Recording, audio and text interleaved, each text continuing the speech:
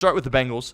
As I mentioned at the top, not really a ton of big-time news here today on a Wednesday for the Cincinnati Bengals. They begin their preparation for the Buffalo Bills. Huge game, obviously, on Sunday. But I think really the most noteworthy Bengals news of the day, apart from Ken Anderson, by the way, being a finalist for the Hall of Fame, which is very exciting. He, of course, led the Bengals to a Super Bowl many years ago. But the Bengals are going to roll back the same uniforms they wore last week. And apparently ever since they've unveiled their new uniforms, they've never worn the same ones in back-to-back weeks. So is that superstitious? Maybe a little stitious? I don't know. Obviously, they won after many losses last week, so they're going to roll back the same uniform combos. That's kind of our big news of the day for the Cincinnati Bengals. We'll see if that's perhaps a good luck charm for them on Sunday against Buffalo. But I did see a mock draft. Dane Brugler of The Athletic, he does his beast every year. We always dive into that. Looking forward to doing that come draft season.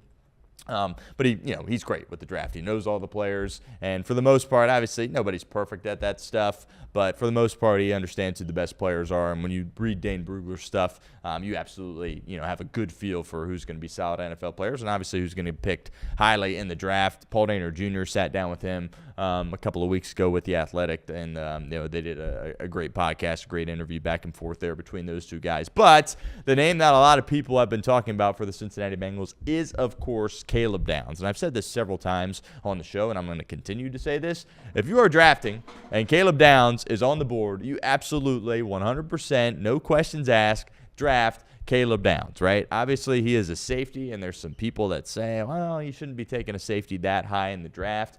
Right now, I believe the Bengals would be picking 10th. Hopefully, they are picking later than that after they win some games, and he's, unfortunately not a guy that they're going to be picking. Maybe they would trade up for him, unlikely considering the history of this franchise. But Caleb Downs is an unbelievable football player. He's a guy that could have came in a couple of years ago after his freshman year at Alabama and helped fix your defense. This guy is, there's always a few guys in the draft where it's like, yep, nope, that guy is going to be 100% a stud in the NFL. Is he going to go to the Hall of Fame? We don't need to get carried away there, but is he going to be a starter for a long time? Yes. Caleb Downs is absolutely that guy, and he's just so versatile with what he can do. He's such a cerebral player, right? Obviously, his brother plays for the Indianapolis Colts at that receiver position, right?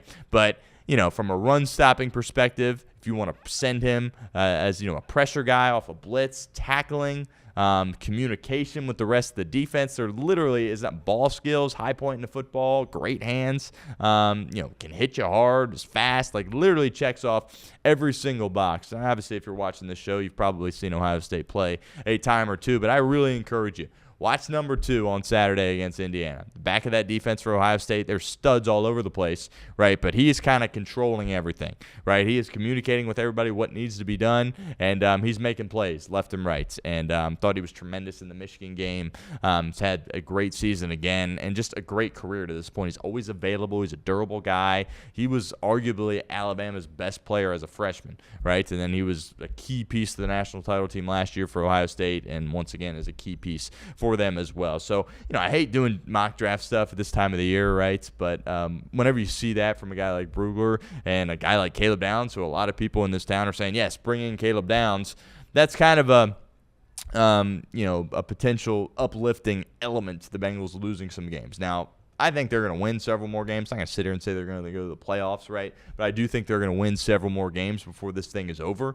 And, ultimately probably be out of range to select a guy like Caleb Downs. But if they were to lose Sunday and lose to Baltimore and then, maybe win the last 3 or win 2 of the last 3, you're going to be in a spot where you could potentially go get him. And, there's some guys in this draft where it's like, yeah, he might be a good player, but he's not a lock, right? Caleb Downs is a lock to be a great player, and he could really help fix your defense just by selecting him. He's the type of guy. The Bengals obviously don't do this. I can't remember the last time, if ever, honestly, they traded up in the first round for a guy. But if you're in a spot where you're picking, you win a couple of these games and you're picking like 12, 14, and Caleb's still on the board at 10, you trade up and you give away a lot of resources to go get him, right? There's going to be some Clemson guys on the board that the Bengals probably are going to fall in love with. Peter Wood's going to be one of them. I would go in a different direction, right? I understand Myles Murphy has been solid the past few weeks, but let's not get carried away. The Bengals, they have some kind of communication with the people in their front office with the Clemson football program. I don't know exactly what that is, but they absolutely love taking guys from Clemson. Obviously, it worked out with T. Higgins, but I'm ready to kind of head in a different direction there as far as picking guys from that school. But if Caleb Downs is available, you absolutely 100% make that selection if you're the Cincinnati Bengals. That's something that kind of caught my eye this morning, right, as you saw that list from Dane Brugler. Had the Bengals taken a guy at that number 10 spot, which obviously will happen if they continue to lose some games. They're going to have an opportunity to pick in the top 10. And if Caleb Downs is there, you absolutely 100% should take him. Another lock to be a great player, a Buckeye as well, is Arvell Reese. I do think, honestly, there's an opportunity that he actually could end up going number 1 overall. I don't think that's hyperbolic. Obviously, he plays the linebacker position right now for Ohio State, but this is a guy, he comes into the NFL, he adds about, 15, 20 pounds of muscle, and all of a sudden he looks like Micah Parsons 2.0. I think he really has the ability and the upside to be that caliber of player in the NFL. So keep an eye on him as well if you're watching the game Saturday, the Big Ten Championship between Ohio State and Indiana. Watch number 2. Also watch number 8 there as well at that linebacker spot. He is fast. He goes sideline to sideline. He can hit you really hard. He's really, really strong. He doesn't get bullied. You're going to have to double team him. All these kinds of stuff when you're watching a guy like Arvell Reese. He is absolutely unbelievable, and I would expect him to definitely be out of range for the Cincinnati Bengals. But if something comes up, and maybe he doesn't test as well as people thought, or maybe he rolls his ankle here in the playoff and there's an injury concern with him, if he perhaps is available, you take him there as well. There's dudes all over this Ohio State team that could perhaps benefit you in the draft. I know there's some people I've seen out there on the interweb talking about, get Carnell Tate. If the Bengals draft a wide receiver, that would be the dumbest thing of all time. Carnell Tate's going to be a good player in the NFL, right? But that's the one position that you don't need for sure, is obviously you paid T. Higgins and Jamar Chase. You do not need a wide receiver. I know there's some people that think that would be fun. Absolutely not. A guy like Sonny Styles, though, if you're, win some of these games and you're picking more in that 15 to 20 range, he could be a guy that could come in and help this defense out a lot as well at that linebacker spot. I understand you picked 2 linebackers last year, and Demetrius Knight Jr., of course, and Barrett Carter. But, in this league, you talk about this all the time. You got to be willing to rip the Band-Aid off when something isn't working. People were dragging me for saying the Vikings need to move on from J.J. McCarthy. I stand by it. It's not working. I've seen enough. I get he's played a few games, but he's not durable. He's missed a ton of time. He misses guys by 20 yards, right? He's not even close. He's, kind of a cringy guy there as well. It'd be one thing if he said all the right things. It was like, all his teammates love him. No, he's acting like a goofball in the locker room after he had one game where he was like a little bit above average, or maybe even just a little bit above mediocre, to be honest with you. And ultimately, I'm ready to move off from him. Look at the Niners, winning organization. They drafted Trey Lance in the top 5. It wasn't working. They moved on for a guy that was taken last overall in Brock Purdy, right? If it isn't working, move on, right? They're not going to quit on Barrett Carter and Demetrius Knight here at this point, but when they're evaluating over the course of these next few weeks and they're evaluating going into the draft, if it's not working, move on. If it's not working, move on, and that shouldn't stop you from taking a linebacker, right? Because Sonny Styles is going to be a really good player in the National Football League. And when you talk draft with the Cincinnati Bengals, I'm saying the exact same thing I said this time last year. You cannot be in a spot where you draft a guy for potential. You can't do that if you're the Cincinnati Bengals. You made that mistake again. It's going to cost you perhaps a playoff spot. I'm not kidding. That Shamar Stewart pick could potentially directly be the cause of not making the playoffs. Literally. You cannot do that when you're the Cincinnati Bengals. If you're a team that goes to the Super Bowl, right, or a team that makes a deep playoff run and you're picking in the late 20s, and you say, you know what, we really like this guy and we think he can be awesome, you can take him. But if you're picking in the middle of the draft at the 17th spot where the Bengals picked last year, and you have a defense that directly was the reason you did not make the playoffs, and you want to take a guy with high upside, right? Good chance he could turn into a good player, even though he didn't do anything in college and had 4.5 sacks.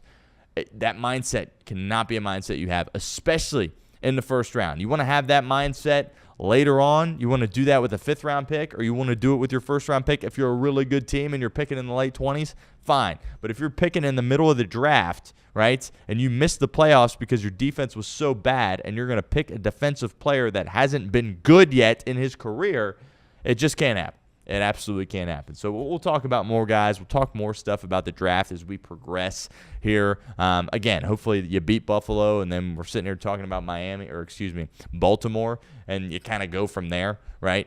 But at this point, I saw it come across the wire there with Dane Brugler saying Caleb Downs, and that's a guy that should excite a lot of people, right? Obviously, people are frustrated by the season that the Bengals have had at this point, and rightfully so.